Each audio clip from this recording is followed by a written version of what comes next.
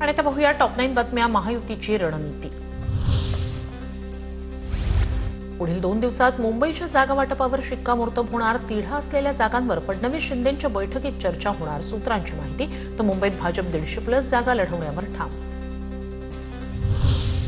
नगर परिषद निवडणुकांच्या यशानंतर आता महायुतीचं मिशन महापालिका। नाशिक महापालिकेसाठी महायुतीत जागा वाटपाचा पेच कायम। तिन्ही पक्षांच्या शहराध्यक्षांच्या चर्चेनंतरही जागा वाटपाचं भिसत घोंगडं। उद्यापासून महापालिका निवडणुकीसाठी उमेदवारी अर्ज भरण्यास सुरुवात। मुंबईत 100% महायुती होईल। आम्ही एक पाऊल मागे जाऊ। शिवसेनाही एक पाऊल मागे जाईल। बावनकुळे यांची माहिती। 100% महायुती होईल। 100% लोक ऍडजस्ट होतील। आम्ही एक पाऊल मागे जाऊ, ते एक पाऊल मागे जातील। आम्ही एक पाऊल जाऊ, ते मागे जातील। पुण्यात शिंदेंच्या शिवसेनेकडून भाजपकडे 45 जागांची मागणी। सूत्रांची माहिती। एकनाथ शिंदे चंद्रकांत पाटील यांच्याकडे यादी सुपूर्द। एकनाथ शिंदे आणि चंद्रकांत पाटील यादीवर करणार चर्चा। मला ताकदीची गरज नाही, ताकद नसतानाही कामं करतो। नाराज असलेल्या मुनगंटीवारांची प्रतिक्रिया। तर महापालिका निवडणुका झाल्यावर राज्यभर दौरा करून कार्यकर्त्यांशी संवाद साधणार। मुनगंटीवारांची माहिती। मी तर कोणत्याही ताकदीची शक्तीची वाट न पाहता काम करतो। अशा अनेक प्रकल्प आहेत की ज्या प्रकल्पाला मी पूर्ण करतोय। मुनगंटीवारांचं वक्तव्य म्हणजे काम करणाऱ्या कार्यकर्त्यांचा अपमान आहे। अनेक ठिकाणी मंत्रीपद असलेल्या जिल्ह्यात देखील भाजपच्या उमेदवारांचा पराभव झालाय। मुनगंटीवारांच्या वक्तव्यावर किशोर जोरगेवार यांची प्रतिक्रिया। असं वक्तव्य करणं म्हणजे एक प्रकारे पक्षाच्या कार्यकर्त्यांचा अपमान करण्यासारखं आहे आणि आपली प्रत्येक गोष्टी मंत्रिपदाशी जोडणं हे काही योग्य नाहीये। दोन्ही लोकसभा मंत्रिपद असताना आपल्या ठिकाणी पराभव झालेला आहे।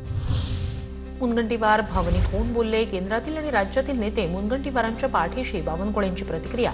चंद्रपूरच्या निकालानंतर आम्हाला आत्मचिंतनाची गरज असल्याचंही वक्तव्य। सुधीरभाऊ थोडे भावनात्मक झाले म्हणून त्याशी त्या ठिकाणी बोललेले आहेत। पण सुधीरभाऊच्या पाठीशी केंद्रीय भाजप, राज्याची भाजप, स्वतः मुख्यमंत्री माननीय सुधीरभाऊच्या मागे खंबीरपणे उभे आहेत। भाजप शिवसेना महायुतीबाबत चर्चेसाठी उदय सामंत पुण्यात। शिंदेंच्या शिवसेनेकडून पुण्यात 45 जागांची मागणी। समाधानकारक जागा न दिल्यास पुण्यात शिवसेनेकडून स्वबळाचा नारा। नाशिकमध्ये शिवसेनेशी भाजपकडे 45 जागांची मागणी। सन्मानपूर्वक जागा द्या, अन्यथा स्वबळावर लढण्याची तयारी। शिवसेनेचे नेते अजय बोरस्ते यांचा इशारा। युती करायची तर खुल्या दिलानं करण्याचं आवाहन। किमान मिनिमम 45 सीट्स आम्हाला मिळाले पाहिजे अशा पद्धतीची अपेक्षा मी व्यक्त केली आणि तशी वेळ आली नाही तर 122च्या 122 जागा शिवसेना लढेल आणि जिंकेल। आणि आता टॉप 9 बातम्या। मनपा निवडणूक रणधुमाळी संदर्भात। अजित पवारांच्या राष्ट्रवादीची नाशिकमध्ये दिसली हतबलता। चर्चेसाठी नरहरी झिरवाळ, हिरामण खोसकर, समीर भुजबळ यांना राहावं लागलं वेटिंगवर। मात्र चर्चा न करताच गिरीश महाजन निघाले मुंबईकडे।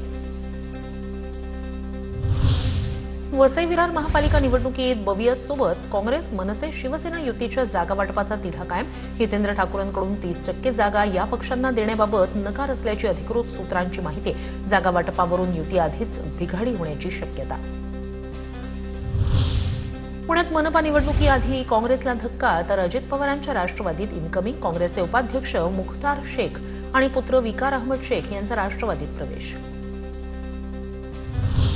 पिंपरी चिंचवडमध्ये अजित पवारांचा भाजपवर पलटवार। माजी नगरसेवक संदीप वाघेरे यांचा राष्ट्रवादीत प्रवेश। संजोग वाघेरे भाजपमध्ये आल्यानं संदीप वाघेरे यांची भाजपला सोपचिठ्ठी।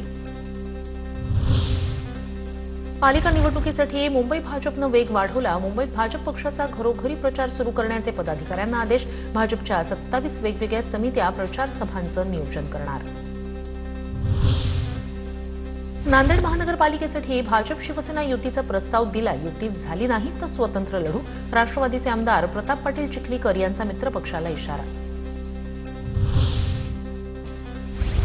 पुण्यात अजित पवारांची राष्ट्रवादी आणि काँग्रेस एकत्र येऊ शकतात का यावर सतेज पाटील यांची अजित पवारांसोबत फोनवरून चर्चा। सूत्रांची माहिती। नागपुरात स्वबळावर लढण्याची भाजप कार्यकर्त्यांची मागणी। वरिष्ठ नेते महायुतीत लढण्यास आग्रही। कार्यकर्त्यांची फडणवीस, गडकरी आणि बावनकुळेंसमोरच मागणी। दरम्यान फडणवीस आणि गडकरींची उमेदवारीबाबत बैठकीत काल चर्चा। नाशिक महानगरपालिका ठाकरेंची शिवसेना आणि मनसे एकत्र लढणार। लवकरच युतीची घोषणा होणार। मनसे कार्यालयात मनसे पदाधिकारी आणि ठाकरे पदाधिकाऱ्यांमध्ये चर्चा। महानगरपालिकेच्या जागा वाटपासंदर्भात बैठक। आता पाहणार आहोत टॉप 9 मोठ्या राजकीय बातम्या। पुणे मनपासाठी दोन्ही राष्ट्रवादी एकत्र येणार आणि पवारांच्या राष्ट्रवादीचे उमेदवारही घड्याळ चिन्हावरच निवडणुका लढवणार. अजित पवारांच्या राष्ट्रवादीचे प्रदेश सरचिटणीस दत्ता धनकवडे यांचा दावा तर आमच्या पक्षाचे उमेदवार तुतारी चिन्हावरच निवडणूक लढवणार. प्रशांत जगताप यांची प्रतिक्रिया. दोन्ही राष्ट्रवादींमध्ये युतीसंदर्भात अधिकृत प्रस्ताव नाही. पुणेकरांच्या विकासासाठी योग्य तो निर्णय घेतला जाईल. सुप्रिया सुळेंनी केलं स्पष्ट. तर आमची मवियामधील पक्षांशी चर्चा सुरू. 1 ते 2 दिवसात चित्र स्पष्ट होईल. सुळेंकडून विश्वास व्यक्त. डायरेक्ट फायनल प्रस्ताव आलेला नाही आमच्याकडे.